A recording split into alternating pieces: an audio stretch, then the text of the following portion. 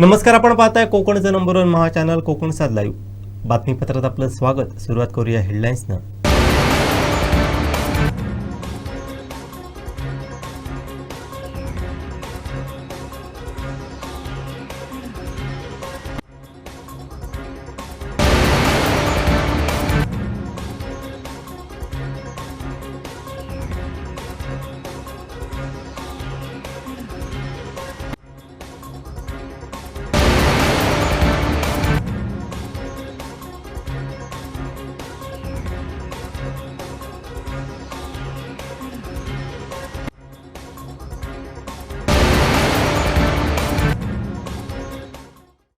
आता पाहूया सविस्तर बातम्या।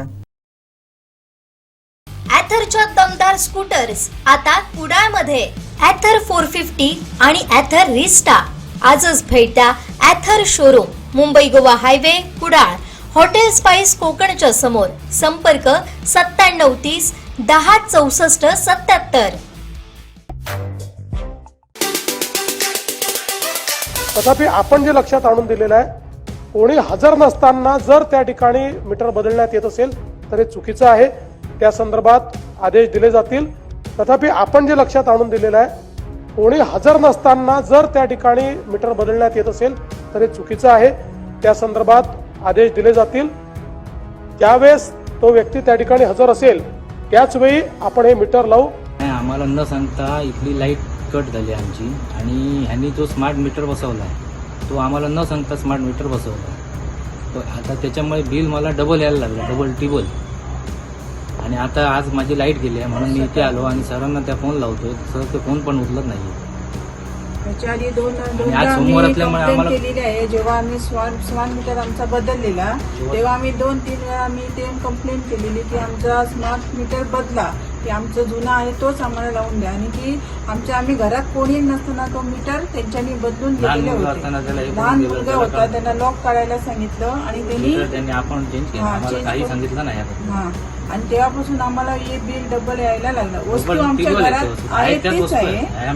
त्या मॅडम असतात त्यांना सुद्धा आम्ही बोलून मोकळं झालो, 2-3 वेळा येऊन गेलो की हा मीटर तुम्ही माझा होता तो जुना लावा आणि तो हे करा म्हणून, पण त्यांनी काही हे केलं नाही। आणि त्याच्यानंतर मला 8-8 हजार रुपये, म्हणजे 10,000 14,000 पण बिल झालेलं माझं, ते थोडं मी भरलं, पण आता मला काही शक्य होणार नाही।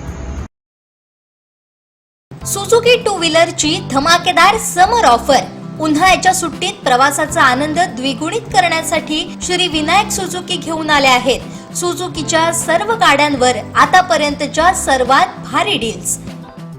संपर्क 9423 98 97 81, 9423 98 97 83 आणि 8605 58 63 76। सिंधुदुर्ग जिल्हा परिषदेच्या बांधकाम विभागामध्ये सह्यांचा घोळ झाला होता। बांधकामचे कार्यकारी अभियंता श्री सावंत यांच्या सह्या कोणीतरी मारल्या आणि बिलं काढली असा आरोप होत होता।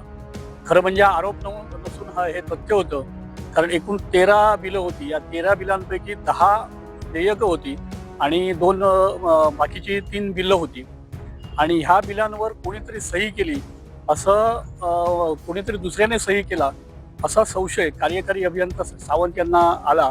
आणि त्यानंतर त्यांनी लगेच, हे त्यांच्या लक्षात आल्यानंतर त्यांनी लगेच जिल्हा परिषदेचे मुख्य कार्यकारी अधिकारी रवींद्र खेबुडकर यांच्या निदर्शनास हा विषय आणला।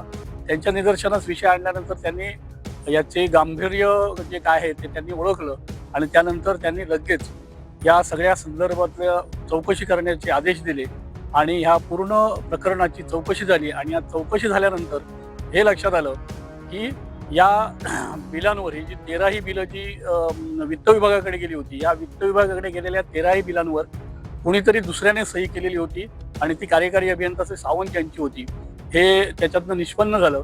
आणि त्यानंतर ती जी 13 बिलं होती, ती 13 बिलं ज्या ठेकेदारांची होती त्या सगळ्या ठेकेदारांना त्यामध्ये नोटिसा काढण्यात आली।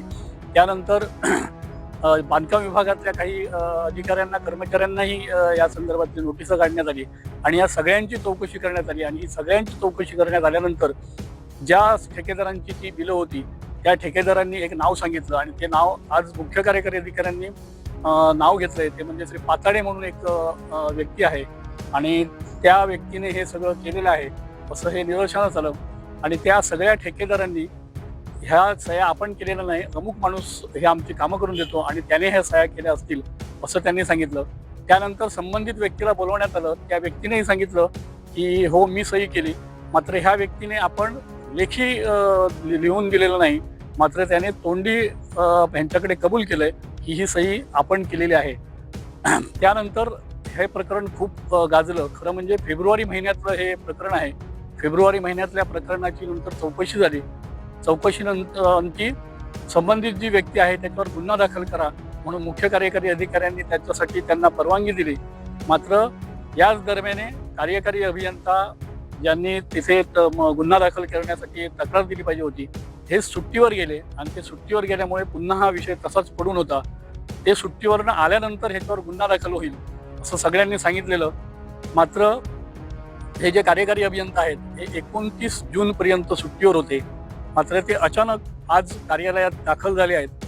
काल पालकमंत्र्यांनी सक्त आदेश दिले होते की जो कोणी गुन्हेगार असेल त्याच्यावर गुन्हा दाखल झाला पाहिजे. जिल्हा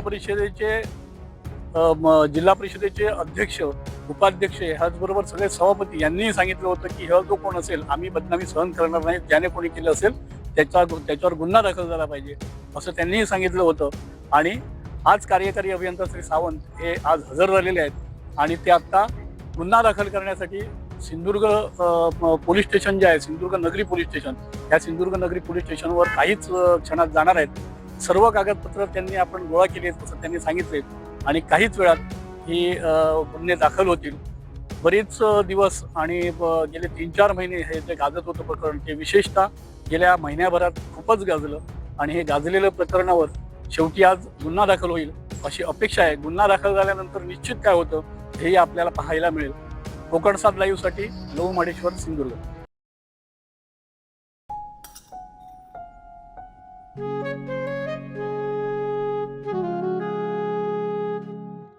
बाबा, आज येताना बासुंदी घेऊन या ना. अगं कालच आपण आईचा वाढदिवस होता म्हणून आणली होती ना. ऐकलं, गोकुळची बासुंदी पुन्हा खावीशी वाटतेय. खरं सांगू, मलाही खावीशी वाटतेय. पुन्हा पुन्हा खावीशी वाटणारी गोकुळ बासुंदी. सिंधुदुर्ग जिल्ह्यातील उपप्रादेशिक परिवहन कार्यालयीन कर्मचाऱ्यांच्या विविध मागण्यांसाठी पुकारलेल्या बेमुदत संपानिमित्त बंद राहणार आहे. पाहूयात.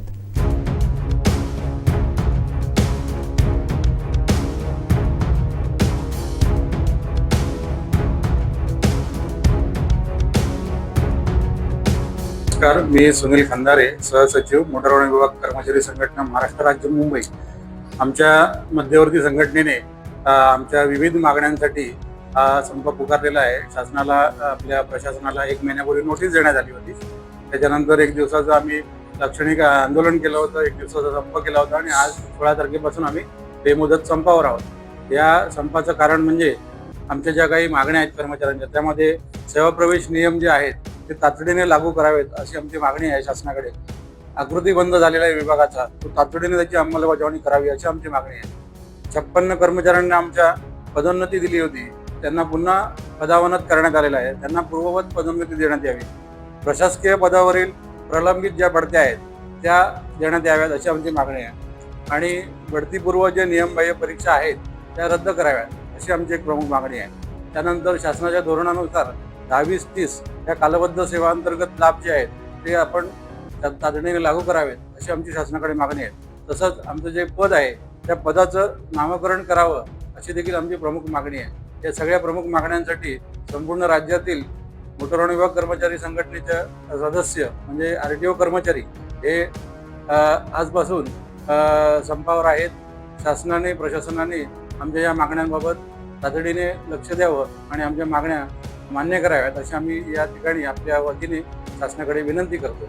मी नागरिकांना आवाहन करेन की आम्ही काम करायला आणि सेवा द्यायला तत्पर आहोत. म्हणजे आम्ही कायमच त्या पद्धतीने काम करत असतो, पण आज जो काही गेल्या कित्येक वर्षापासून हा आकृतीबंधाच्या अनुषंगाने जो काही अन्याय चालू आहे कर्मचाऱ्यांवर तो दूर व्हावा म्हणून आम्ही वेळोवेळी शासनाशी पत्रव्यवहार केलेला आहे, वेळोवेळी त्याचं आंदोलन केलेली आहेत, पण शासनाने त्याकडे दुर्लक्ष केलेलं आहे, प्रशासनाने दुर्लक्ष केलेलं आहे. तर मी प्रशासनाला शासनाला विनंती करेन या माध्यमातून की आपण तातडीने कर्मचाऱ्यांच्या या जिव्हाळ्याच्या प्रश्नावर लक्ष देऊन जर का हे प्रश्न जे आहेत ते त्याचं निर्मूलन केलं तर कर्मचारी आनंदाने जी त्यांची शासनाची सेवा आहे ती पुन्हा करायला तयार होतील.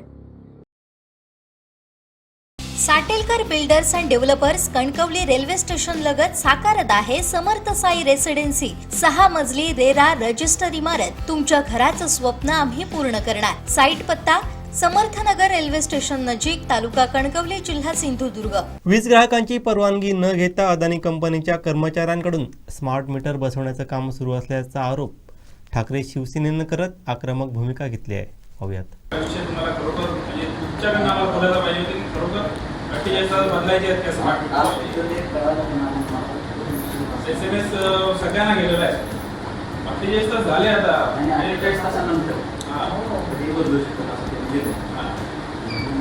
आता माझ्याबरोबर घडलेली गोष्ट सांगतो मला. आमचं एक कनकनगरमध्ये मी बांधलेलं जवळजवळ 10-15 वर्षापूर्वीचं बिल्डिंग आहे. ते माझ्या नावावरती मीटर होता. माझ्या नावावरचा मीटर मला विचारून बदली केला पाहिजे होता की त्यांनी डायरेक्ट बदली करून टाकला. स्मार्ट मीटरमध्ये कनेक्शन करून टाकलं. म्हणजे माझी एनओसी घेतली नाही पण मी काय तिथे जातच नाही म्हणा. पण ही अशी वस्तुस्थिती आहे शहरामध्ये की डायरेक्ट बदलतात मीटर अदानीवाले. आम्हाला माहित पण नाही 1 मीटर त्याने अचानक येऊन बदलून नेले 18 बे आणि 18 ज्यावेळी बदलायला बाकीचे 17 बदलायला आले ना त्यावेळी मी विरोध केला. म्हटलं बदलायचं नाही, तुमचं पत्र दाखवा. त्यानंतर पण आपण इथे येऊन गेलो.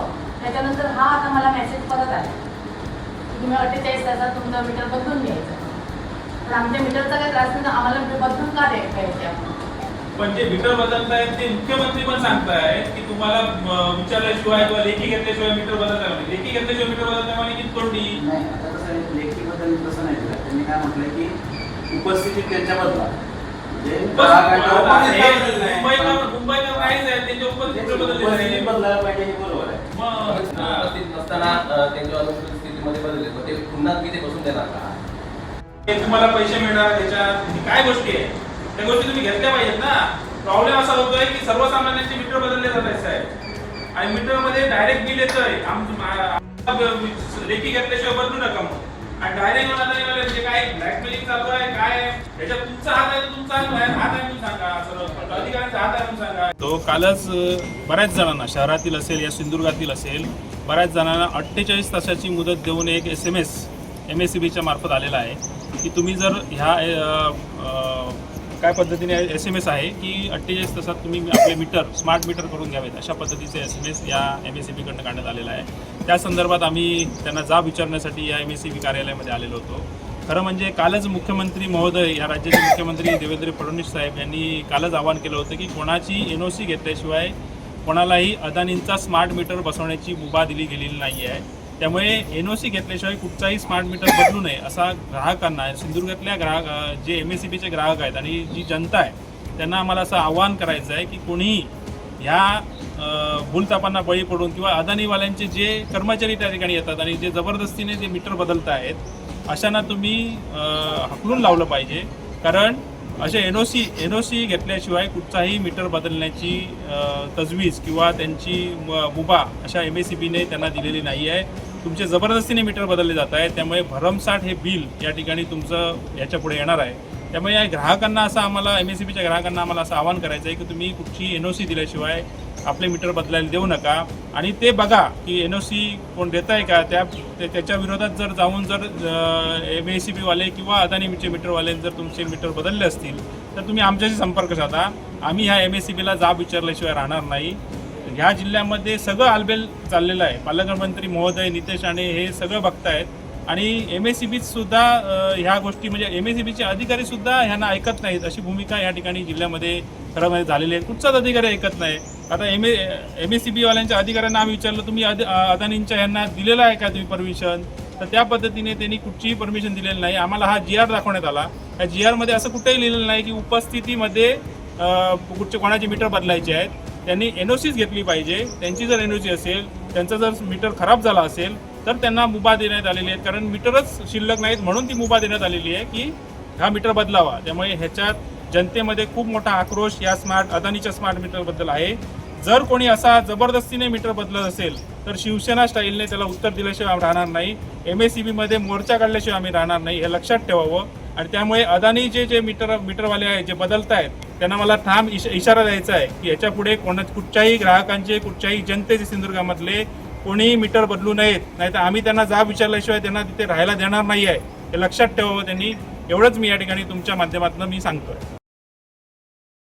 सुपर बाजार कोऑपरेटिव्ह कणकवली, सिंधुदुर्ग जिल्ह्यातील एकमेव वातानुकूलित सुपर बाजार. पत्ता सुपर बाजार, Mumbai Goa highway, SM high school समोर, कणकवली. आपल्या अतूट विश्वासामुळेच आम्ही 25व्या वर्षात पदार्पण करतोय. पालकमंत्री नितेश राणे यांनी पत्रकार परिषद घेत मोदींचं कौतुक केलं होतं. यावर वैभव नाईकांनी जोरदार टीका केली आहे. पाहूयात. सिंधुदुर्गचे पालकमंत्री नितेश राणे यांनी 12 वर्षातल्या मोदींच्या यशस्वी कारभाराची काल प्रेस घेतली. परंतु या पत्रकार परिषदेमध्ये ते मोदी सरकारचं खरं अपयश आहे ते लपवून ठेवण्याचा प्रयत्न केला. 12 वर्षापूर्वी जेव्हा मोदी सरकार सत्तेत आलं होतं तेव्हा लोकांना 15-15 लाख रुपये त्यांच्या खात्यात जमा करता म्हणून सांगितले होते, ते आता कुठे गेले. 12 वर्षापूर्वी सत्तेमध्ये आले त्यावेळी त्यांनी प्रत्येकाला नोकरी, 2 कोटी लोकांना रोजगार देणार म्हणून सांगितलं होतं, ते रोजगार कुठे गेला. त्याचबरोबर 12 वर्षापूर्वी त्यांनी सत्तेत येताना शेतकऱ्यांना आधारभूत किंमत मालाला मिळेल म्हणून सांगितलं होतं, ती आधारभूत किंमत कुठे गेली हे सांगण्यास पालकमंत्री विसरले. शेतकऱ्यांच्या खताच्या किमती आटोक्यात ठेवतो म्हणून सांगितले, परंतु 250 रुपयाला मिळणारा युरिया आता 800 ते 1400 रुपयापर्यंत मिळतोय. त्या खताच्या किमती नियंत्रण न ठेवण्याचं अपयश त्यांनी कालच्या पत्रकार परिषदेमध्ये लपवलं आहे. त्याचबरोबर हर घर जल ही मोदी सरकार 4 वर्षापूर्वी योजना आखली होती, परंतु या सिंधुदुर्ग जिल्ह्यामध्ये एकही नळ योजना, हर घर जलचे म्हणजे जलजीवन मिशनची एकही योजना पूर्ण नाही हे सांगण्यास पालकमंत्री नितेश राणे काल विसरले. त्याचबरोबर चिपी विमानतळ अपुरं, चिपी विमानतळाच्या माध्यमातून मुंबई सेवा अजूनही ते सुरू करू शकले नाहीत हे ते सांगण्यास विसरले. मुंबई गोवा मार्ग 12 वर्ष अजूनही अपुरा आहे हे ते सांगण्यास विसरले.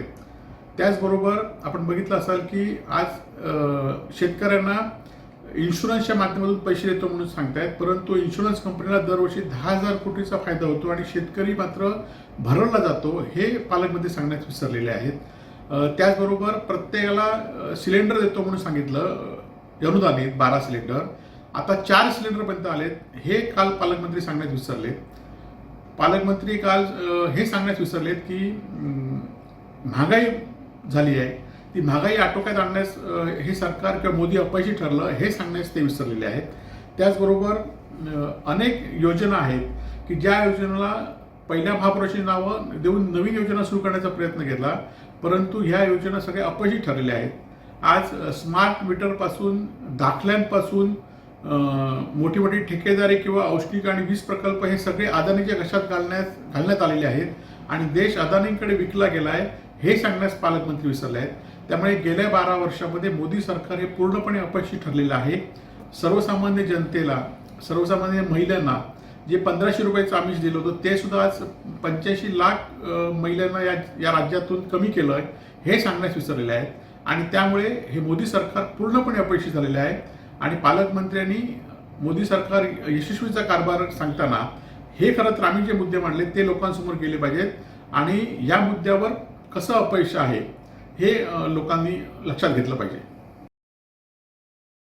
बाळासाहेब ठाकरे ज्ञानप्रबोधिनीतील बोगस कामांमुळे विद्यार्थ्यांच्या जीवितास धोका निर्माण झालाय.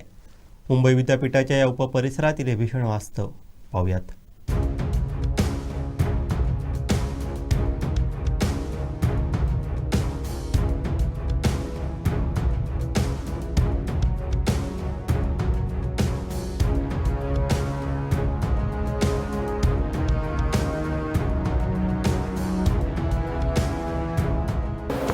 आपण आहोत हिंदू हृदय सम्राट बाळासाहेब ठाकरे ज्ञानप्रबोधिनीमध्ये. ही ज्ञानप्रबोधिनी तुम्ही पाहत असाल आणि या ज्ञानप्रबोधिनीमध्ये मुंबई विद्यापीठाचं सिंधुदुर्ग उपपरिसर आहे जो आपल्याला पाहायला मिळतो. इथनं खाली जे दिसतं आहे ते आहे शिवरामराजे भोसले ऐतिहासिक संग्रहालय आणि कलादालन आणि त्याच्याच वर असणारा हा भाग आहे आणि या भागामध्ये मुंबई विद्यापीठाचं उपपरिसर आहे. इथनं या परिसरातनं अनेक विद्यार्थी मुंबई विद्यापीठात शिकताना पाहायला मिळतात. 2021मध्ये त्यांचा करार झाला होता आणि 2024मध्ये हा करार संपला. त्यानंतर 2024मध्ये 3 वर्षांची मुदतवाढ मुख्याधिकाऱ्यांकडनं या विद्यापीठाला देण्यात आली आणि इथे काम त्यांचं सुरू आहे. मात्र मागच्या वर्षात प्रशासकीय राजवटीत इथे एक मोठा अपघात झाला. मात्र अद्यापपर्यंत प्रशासनानं त्याची कुठलीही दखल घेतलेली पाहायला मिळत नाही आहे.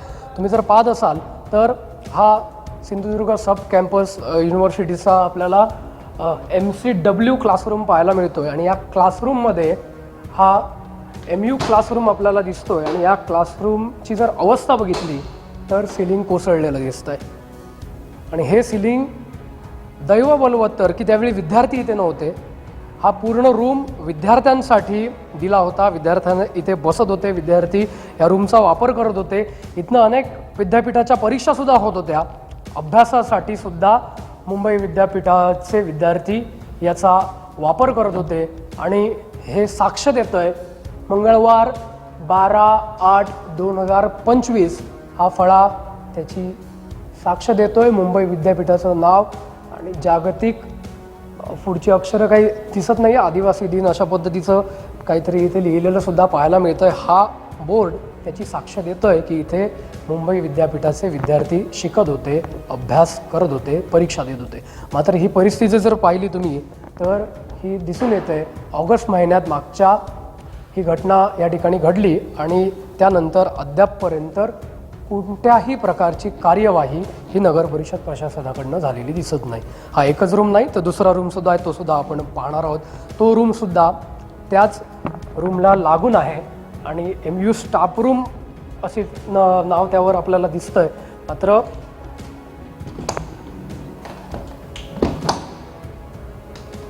हा ओपन होत नाही आहे. हे दार अजून एक आपल्याला ह्या ठिकाणी दिसतं आहे. तर हा रूम आपण पाहिला. स्टाफ रूमचा पण एक रूम आहे, मात्र तो लॉक आहे. हा क्लासरूम आहे आणि ह्या क्लासरूममधली ही अवस्था जर बघितली तर संपूर्ण सिलिंग कोसळलेलं या ठिकाणी दिसतं आहे. आणि हेच साक्ष देतं आहे की केवढी मोठी दुर्घटना 2025च्या ऑगस्टमध्ये इथे घडलेली आपल्याला दिसते. ही परिस्थिती पाहिल्यानंतर मुंबई विद्यापीठाच्या उपपरिसराच्या इथल्या लोकांनी किंवा मुंबई विद्यापीठानं जे नगर परिषदेचे मुख्याधिकारी होते त्यांचं लक्ष वेधलं, त्यांना पत्रव्यवहार केला. मात्र आज पुढच्या ऑगस्ट महिन्यात वर्ष होईल, अद्यापपर्यंत कोणतीही दखल घेतली नाही. साधं हे साफ करायचं सुद्धा तेवढीसुद्धा सौजन्य मुख्याधिकाऱ्यांनी नगर परिषदेने दाखवलेलं नाही. नुकतंच आता याच्यावर नगर परिषदेवर बॉडी बसलेली आहे, नगराध्यक्ष आहेत, सगळे नगरसेवक निवडून आलेले आहेत. मात्र कदाचित त्यांच्यापर्यंतसुद्धा हा विषय गेलेला नसेल, कारण मागच्या वर्षीच्या ऑगस्ट महिन्यात ही घटना घडली आहे. त्याच्यामुळे या सगळ्याच गोष्टीवर मुख्याधिकारी काय बोलत आहेत त्यांची प्रतिक्रिया आपण जाणून घेणार आहोत. मात्र जिथे विद्यार्थी शिकत होते, जिथे विद्यार्थी अभ्यास करत होते, मुंबई विद्यापीठामधनं आपली डिग्री मिळवत होते, दैव बलवत्तर की ही घटना पहाटे घडली. अन्यथा मोठी दुर्घटना सावंतवाडीत घडलेली पाहायला मिळाली असती. या परिस्थितीला वर्ष पूर्ण होण्यासाठी काही महिने शिल्लक असूनही प्रशासनाकडून याकडे दुर्लक्ष झालंय. याबाबत प्रशासनाला विचारलं असता ते काय म्हणाले, ऐका. त्याच इमारतीमध्ये जे मुंबई विद्यापीठाचा एक उपपरिसर आहे तिथे 2 रूममध्ये छत कोसळले. सुदैवानं त्यावेळी तिथे विद्यार्थी नव्हते म्हणून हानी टळली, कोणाला काही इजा झाली नाही. आता वर्ष होईल पुढच्या ऑगस्टमध्ये, मात्र तिथला कचरा सुद्धा साफ झालेला नाही. त्याबद्दल काय? खरं म्हणजे सावंतवाडी नगर परिषदेच्या जिमखानामध्ये इंद्ररथ सम्राट बाळासाहेब ठाकरे ज्ञान प्रबोधिनी आहे. त्या ज्ञान प्रबोधिनीमध्ये मुंबई विद्यापीठाचा उपपरिसर आहे, पण पूर्वी वेगळी यंत्रणा तिथं काम पाहत होती. पूर्वी वेगळ्या संस्थेशी नगरपालिकेनं करार केला होता आणि थर्ड पार्टी म्हणून मुंबई विद्यापीठातले जी विद्यार्थी इथं आहेत त्यांना लाभ मिळावा शिक्षणाचा या दृष्टिकोनातून थर्ड पार्टी ॲग्रीमेंट आपण केलं होतं. ते ॲग्रीमेंट केलं असताना त्याला निःशुल्क ॲग्रीमेंट केलं होतं. त्यामुळे तिथं त्यांचा मेंटेनन्स करणं, सगळ्या विद्युत बिल भरणं ही सगळी त्या संस्थांची जबाबदारी होती. ज्यावेळेस विद्युत बिल भरलं गेलं नाही किंवा तिथलं छत कोसळलं गेलं त्यावेळेस त्या संबंधित यंत्रणेला आम्ही नोटीस काढली होती की तुम्ही जे छत आहे ते दुरुस्त करून घेण्याची जबाबदारी तुमची आहे आणि तुम्ही तिथलं वीज बिल भरणं आणि तिथलं मेंटेन करणं गरजेचं आहे. तुम्ही भरलं नाही तर संबंधित आपला करार हा रद्द समजण्यात येईल आणि तुमच्याकडनं ते परिसर काढून घेण्यात येईल. तर याबाबत अजून त्यांचा आम्हाला काही रिप्लाय आलेला नाही. जर रिप्लाय नाही आला तर आम्ही 8 दिवसामध्ये त्यांच्याकडून तो जो परिसर आहे तो वेकेट करून आम्ही आमच्या ताब्यात घेणार आहोत. आपण मुळातच 2024ला हा करार संपलेला आहे आणि 3 वर्षांची मुदतवाढ तुम्ही त्यांना दिलेली आहे. मात्र त्याचाही कुठे करार झालेला दिसत नाही. ती मुदतवाढीचं पत्र त्यांना गेलेलं असणार आहे, कारण करार त्याचा जो आहे तोच करार पुढं कॅरी फॉरवर्ड होतो. पत्रावर फक्त होतं की 3 वर्षाची मुदतवाढ दिली गेली, एवढाच विषय होता. त्यांची जबाबदारी आहे. एकंदरीतच बघितलं तर मुंबई विद्यापीठाचा उपपरिसर हा ज्ञानप्रबोधिनीच्या त्या ठिकाणी पाहायला मिळतो आणि तिथली आपण अवस्था होती ती पाहिली, तिथली परिस्थिती पाहिली. याबाबत जेव्हा मुख्याधिकाऱ्यांना विचारलं त्यावेळी त्यांनी दिलेली माहितीसुद्धा आपल्या लक्षात आली. मात्र एकंदरीतच बघितलं तर प्रशासनाचं पण दुर्लक्ष त्या ठिकाणी झालेलं पाहायला मिळतं आहे. प्रशासनाकडनं सांगितलं जातं आहे की मुंबई विद्यापीठाला ती दुरुस्ती करून घेण्यास सांगितलं गेलं. मात्र या सगळ्यात जीव जर कोणाचा धोक्यात आला असेल तर तिथे शिक्षण घेणाऱ्या त्या विद्यार्थ्यांचा जीव धोक्यात आलेला आहे, जीव टांगणीला लागलेला आहे. त्यामुळे प्रशासनाच्या या निद्रिस्त कामामुळे उद्या कोणाचा जीव गेला तर जबाबदार कोण असा सवाल या निमित्तानं उपस्थित होताना पाहायला मिळतोय. Video journalist साहिलसह Vinayak Gawas, Kokansad live, Sawantwadi. Super बाजार कोऑपरेटिव्ह कणकवली, सिंधुदुर्ग जिल्ह्यातील एकमेव वातानुकूलित सुपर बाजार. पत्ता सुपर बाजार, Mumbai Goa highway, SM high school समोर, कणकवली. आपल्या अतूट विश्वासामुळेच आम्ही 25व्या वर्षात पदार्पण करतोय. आजगावात JSW कंपनीकडून मायनिंगसाठी सुरू असलेल्या ड्रोन सर्वेक्षणास ग्रामस्थांनी विरोध केल्यानंतर वातावरण तणावपूर्ण बनलं होतं. यावेळी हवा चिळगू नये म्हणून 2 शिवसेना एकत्रित दिसून आल्या.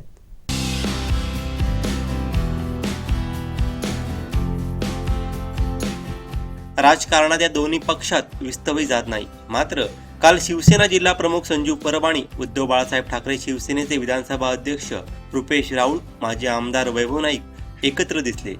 त्यांनी यशस्वीपणे शिष्टाई करत हा वाद चिघळू दिला नाही. तसंच ग्रामस्थांना देखील त्यांनी विश्वास दिला. हे प्रकरण जवळजवळ 1 ते 2 महिने चालू आहे.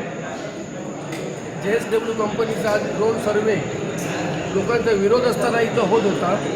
लोकांनी तो रोखला. त्यांची जी माणसं आली होती ड्रोन सर्वे करते रोखला आणि जवळजवळ 8 गाव हे बाधित क्षेत्रात येतात.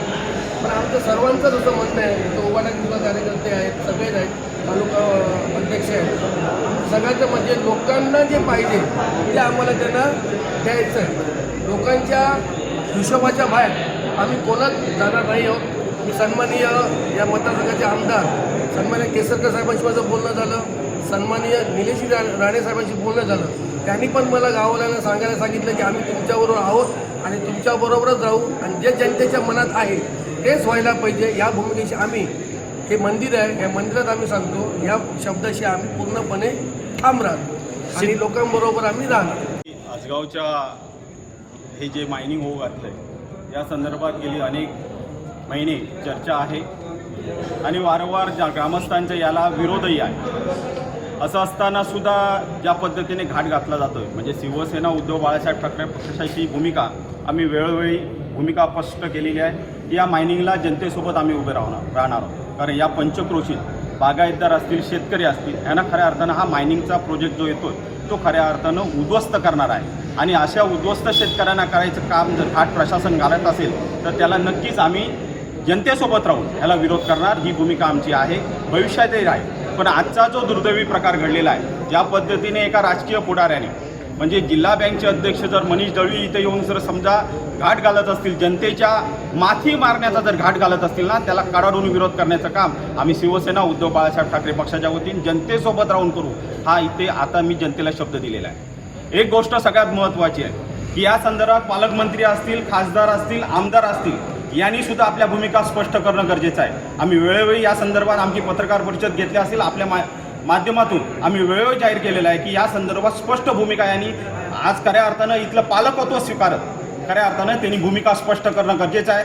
मला अपेक्षा येणाऱ्या उद्याच्या उद्या ते आपली भूमिका स्पष्ट करतील. अन्यथा येणाऱ्या काळात आम्हाला आंदोलन उभारावं लागेल. येणाऱ्या काळात तहसीलदार असतील, प्रांत कार्यालय असतील, जिल्हा अधिकारी असतील, यांच्या कार्यावर धडक मोर्चा काढावे लागतील. ह्या जनतेला सोबत घेऊन हे मोर्चा उभारले जातील. हा या ठिकाणी जनतेला शब्द देतो. गेल्या 3-4 महिन्यामध्ये पुन्हा एकदा मायनिंगवाल्यांचा धुडगूस या जिल्ह्यामध्ये सुरू झालेला आहे. एकाच कंपनीला 2-4 ठिकाणी परवानगी देऊन आज ज्या ठिकाणी परवानगी नाही अशा ठिकाणी सुद्धा उत्खनन करून आज लाखो टन मायनिंग गेलेलं आहे. आणि आज आजगाव आणि आजूबाजूच्या परिसरामध्ये खरं तर या संदर्भात आम्ही कालच माननीय जिल्हाधिकाऱ्यांना मी आणि उपरकर आणि परोळेकर अशांच्याबरोबर भेटलो होतो आणि त्यांना सांगितलं होतं की मायनिंगचे गाव म्हणजे त्यांना परवानगी परस्पर ते काही ठिकाणी देण्यात आलेली आहे.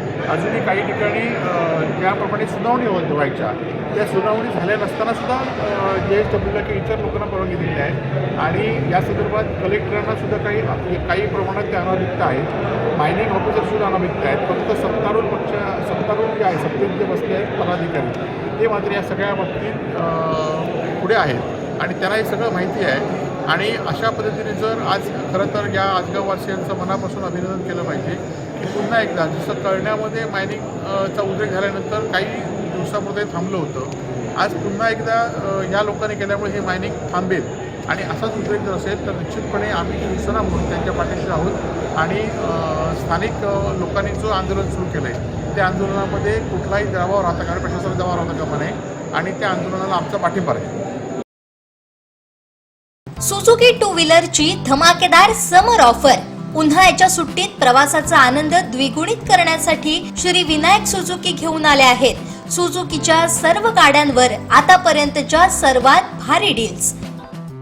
संपर्क 94 23 98 97 81, 94 23 98 97 83 आणि 86 05 58 63 76.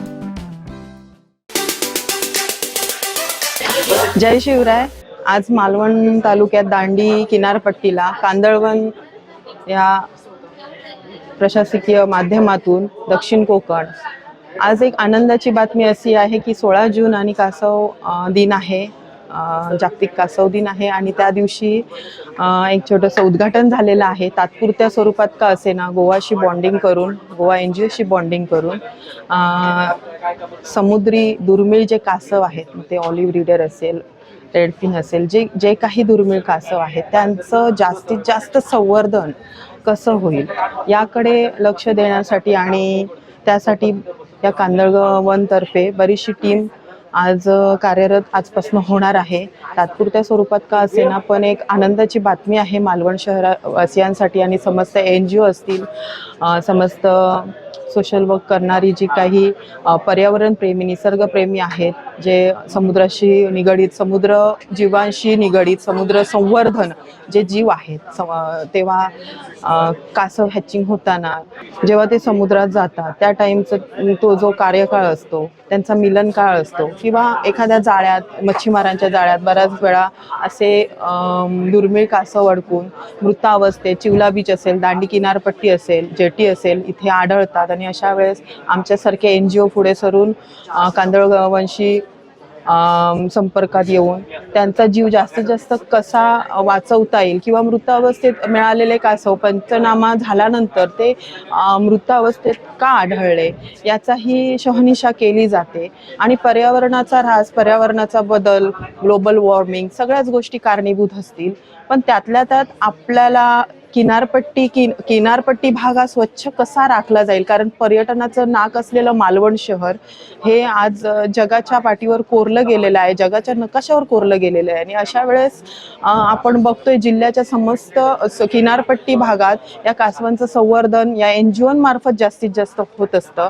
तर आज कांदळवन विभागामार्फत आज ही आनंदाची बातमी की तात्पुरत्या स्वरूपात त्यांना ट्रीट केलं जाईल. मग त्यावेळेस आता उपस्थित शिंगाडे साहेब असतील, डॉक्टर कांसे सर आहेत, सुतार साहेब आहेत, मालवणकर साहेब आहेत, या सगळ्यांच्या आणि समस्त राजकीय अराजकीय NGO यांच्या मार्फत या सगळ्या गोष्टींचा आता पाठपुरावा पुढे होईल.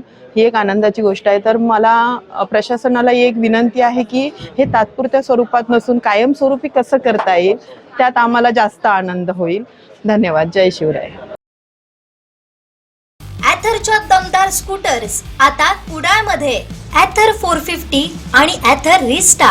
आजच भेट द्या Ather showroom, Mumbai Goa highway, Kudal, hotel spice कोकणच्या समोर. संपर्क 9730 10 64 77.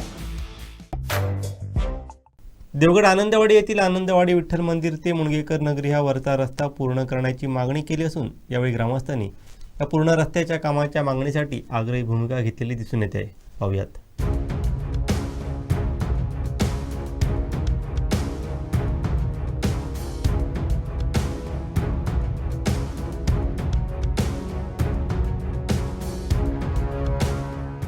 हा रस्ता आनंदवाडी विठ्ठल मंदिरकडून वरचा रस्ता म्हणजे वरचा रस्ता आम्ही म्हणतो हा मुणगेकर नगरीत जातो. मुणगेकर नगरीमधून नलावडे कॉम्प्लेक्स तिथूनच भगवती स्वामी स्टेट गेलं तर आणि इथून वर चढल्यानंतर कॉलेज इथून जवळ पडतं. एक 10 मिनिटावर कॉलेज येतं ह्या रस्त्याने.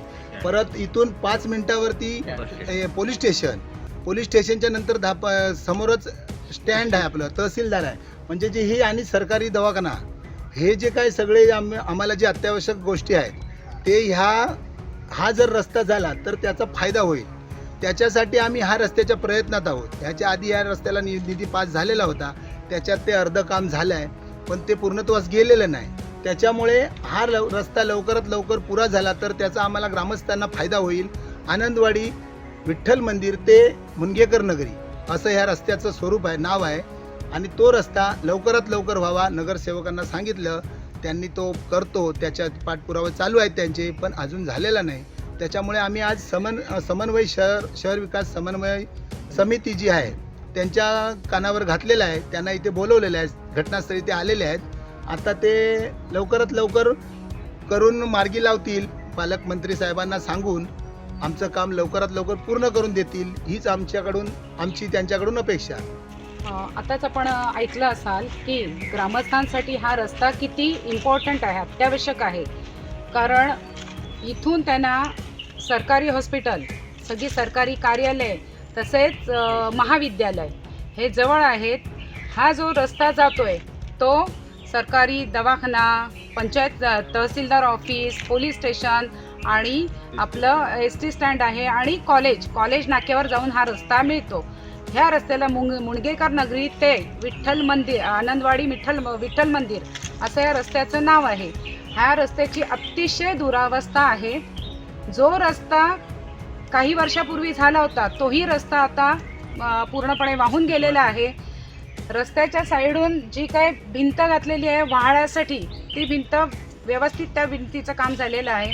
फक्त हा जो अर्धवट अपुऱ्या स्थितीत राहिलेला रस्ता आहे हा तातडीने मंजुरी देऊन तो पूर्णत्वास न्यावा अशी ग्रामस्थांच्या वतीने आम्ही शहर विकास समन्वय समिती नगरपंचायतीकडे तसेच पालकमंत्र्यांकडे आग्रहाची विनंती करतोय आणि मागणी करतोय.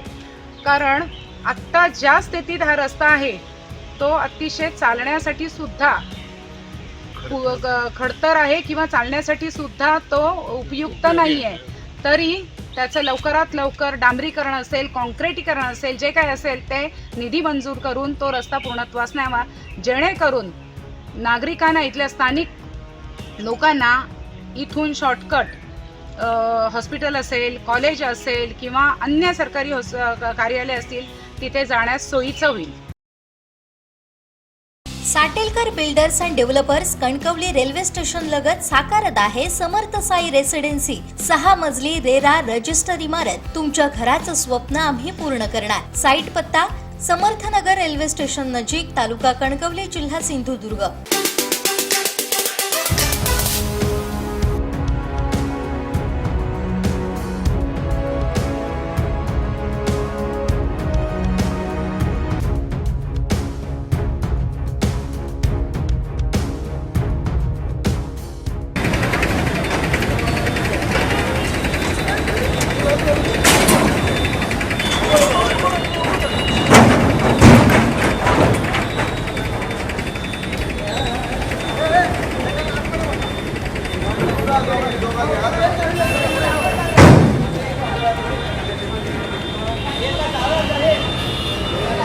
आपण बघतो आहोत की कणकवलीमध्ये पुन्हा ही अतिक्रमण हटाव मोहीम सुरू झालेली आहे. एकंदरीत कोकणसात लाईव्हच्या माध्यमातून दाखवतो की नगरपंचायतची जी अतिक्रमण हटाव मोहीम सुरू होती, स्टॉल जे होते ते देखील आता त्यांनी उचलायला सुरुवात केले होते. 5 ते 6 दिवसापूर्वी जे स्टॉल बंद स्थितीत होते जे स्टॉल बंद स्थितीत होते ते त्यांनी ताब्यात घेतले होते आणि त्याच्यावर कारवाई केली होती आणि त्यांना बऱ्याच जणांना सांगितलं होतं की लवकरात लवकर आपले स्टॉल इथून हटवा असं देखील सांगितलं होतं. आणि त्याच अनुषंगाने सर्व जे स्टॉलधारकांनी काही स्टॉलधारकांनी हटवले आहेत, पण काही स्टॉलधारकांनी अजून देखील स्टॉल तसेच आहेत. त्याच अनुषंगाने आता बघतोय की पुन्हा ही अतिक्रमण हटाव मोहीम जे स्टॉल बंद आहेत, महिनोमहिने बंद आहेत, की ज्यांची ते वापरच होत नाही असे जे स्टॉल आहेत ते या ठिकाणी आपण बघतोय की उचलले जात आहेत. आता ही सध्याची परिस्थिती आपण बघतोय की हा जो स्टॉल आहे, ही मोहीम आहे ती नरडेवे नाका या ठिकाणावरून सुरू झालेली आहे. काही जे चालू स्टॉल आहेत ते हटवले नाही आहेत, पण जे बंद स्टॉल आहेत ज्यामुळे विद्रुपीकरण कणकवलीचं होत आहे ते स्टॉल एकंदरीत हटवलेले आपल्याला दिसतंय.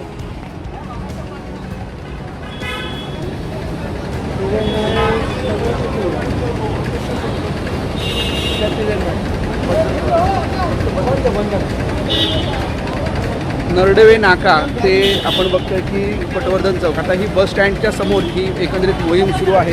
हा स्टॉल देखील हा नगरपंचायतने आपल्या ट्रॅक्टरमध्ये टाकले आणि ही मोहीम आता पुढे अशीच सुरू राहील. याच ठिकाणी बघतोय की अजून देखील काही बंद जे स्टॉल आहेत ते देखील आहेत. काही स्टॉलधारक जे माहिती घेत आहेत की आपला स्टॉल हटवतील काय, आपल्या स्टॉलचं काय होईल अशी देखील माहिती घेत आहेत. पण एकंदरीत बघतोय की सध्या तर बघतोय की बस स्टँड समोरील हे जे बंद स्टॉल आहेत ते हटवण्यात आलेले आहेत आणि ताब्यात घेतले आहेत. काही जे स्टॉल आहेत नरडवे नाक्यापासून ते आता पटवर्धन चौकपर्यंत ही मोहीम सुरू आहे.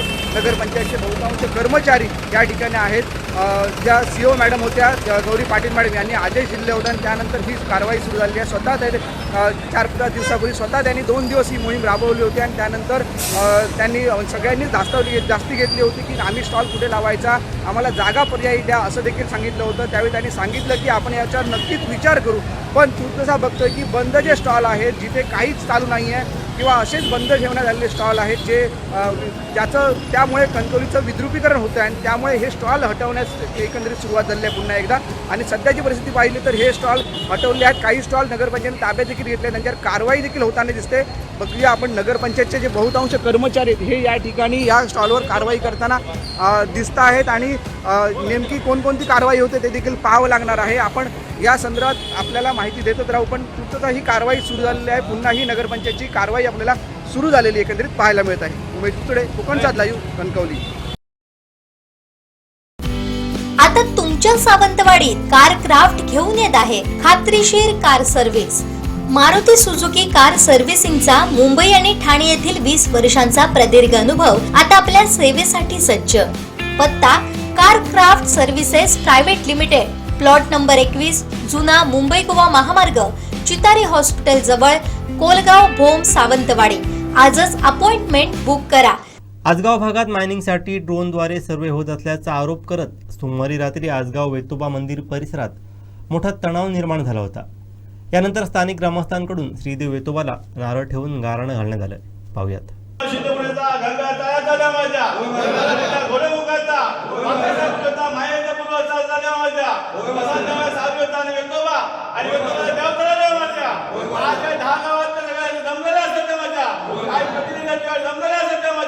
आज विनाशकारी प्रकल्प तुझ्याकडे घेतला 10 गावात इंदोरा झाल्या होत्या आणि तो सर्वे करतात त्या माझ्या आणि सर्वे करतात काय गाव संपूर्ण आमचा विरोध करतात त्या माझ्या. तो विरोध करताना का सांग तू सपोर्ट करतो त्या माझ्या. तो कोण सपोर्ट करणार असाल त्या काय तो त्या माझ्या तू चांगली बुद्धी दे माझ्या. आणि त्यामुळे तो कोण नाही ऐकलो असाल तू हिंदी तलवार असा हा तलवारी तुला कोण न्याय समजतो असा आणि तो ऐकण्याला जातो गंगा जावं त्या माझ्या आणि घोडोबा जावं त्यांच्या पाणी लावून जी कंपनी इंडिया त्यांच्या पाणी लावून द्या माझ्या. ती ढाया गाव तुला व्यवस्थित ठेव आणि गावात कसा चालला व्यवस्थित चालवता माझ्या. आणि कोण जो कोण याच्या पाठी लागा त्या माहितीला सपोर्ट करी असतात त्याच्या तू पाय ठेवतो असं त्या माझ्या. ह्या तुला संपूर्ण 10 गावा मार्फत तुका सांगणं करतो त्या माझ्या. सांगणं तू ह्या करता माझ्या आणि 10 गावाचा तू रक्षण करता माझ्या. आणि मायनिंग बिनिंग असल्या प्रकारे चांगल्या प्रकारे तू घेऊन येतं माझ्या.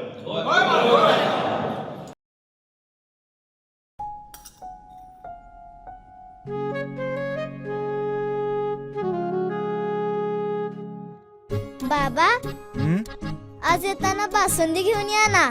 अगं कालच आपण आईचा वाढदिवस होता म्हणून आणली होती ना. ऐकलं, गोकुळची बासुंदी पुन्हा खावीशी वाटतेय. खरं सांगू, मलाही खावीशी वाटतेय.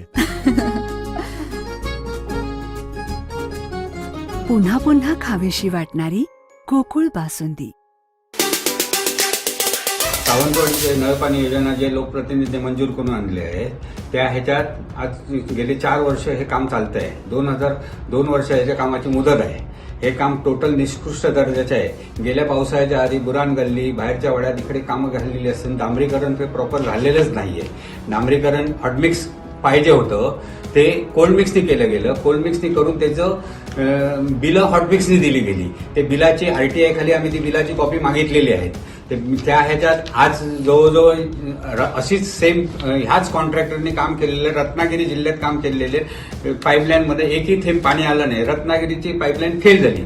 ती सावंतवाडीची वॉटर सप्लाय पाईपलाईन फेल होऊ नये यासाठी आम्ही RTI मार्फत आम्ही आयुक्तांपर्यंत तक्रार केली आहे. आमची मागणी काय होती, हे नगरपालिकेचे कॉन्ट्रॅक्टरच्या ह्या कामाचे क्वालिटी कंट्रोल व्हिजिलन्स PWD यांच्या मार्फत हे कामाची चौकशी व्हावी म्हणून. म्हणजे ते ट्रायल पीट घेतात, अंक घेतात. आम्ही ट्रायल पीटसाठी माठेवाडा येथे नगरसेवक नगरपालिका अभियंता यांची घेऊन आम्ही ट्रायल पीट घेतली होती. त्याच्यात सुद्धा त्यांना ग्रेडेशन मिळालं नाही, खड्डे मिळाले नाही. खड्ड्याचे आम्ही मापं घेतली, त्याच्यात खडीचे ग्रेडेशन नाही, मापं पण मिळाली नाहीत. ज्या पद्धतीने पाहिजे त्या पद्धतीने मिळाली नाही. नगरपालिकेचे असंच ह्या त्यानंतर उपनगराध्यक्ष जेव्हा चार्ज होता तेव्हा त्यांना 30 तारखेला नोटीस दिली होती. 30 मार्चला त्या काम रोखावं म्हणून आणि क्वालिटी व्हिजिलन्स कंट्रोलची कामं पूर्णतः झाल्यानंतरच मग कामात सुरू करावी. त्यानंतर मग काम का सुरू झालं हे आम्हाला प्रश्नचिन्ह अजूनही आहे.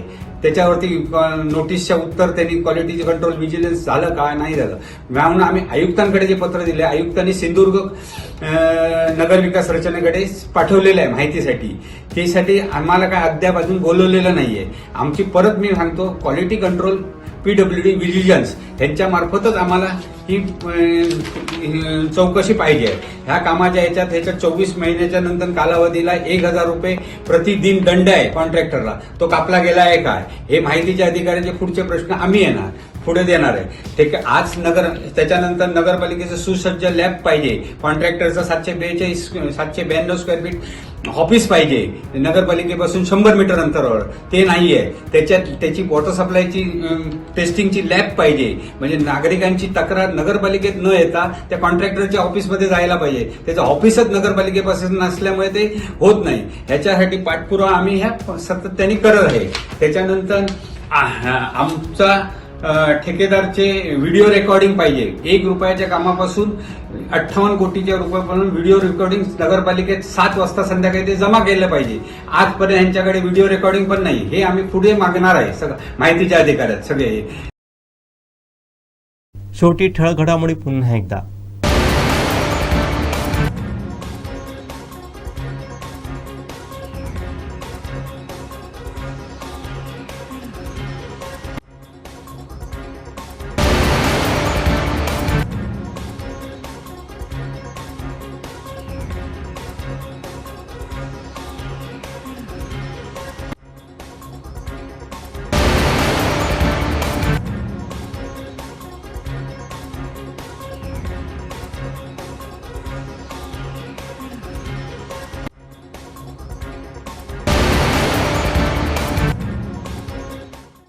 बातमीपत्रात वेळ झाली तर थांबण्याची. पाहत राहा बदलत्या कोकणचा बुलंद आवाज. कोकणचा नंबर 1 महा चॅनल कोकण सात लाईव्ह. धन्यवाद.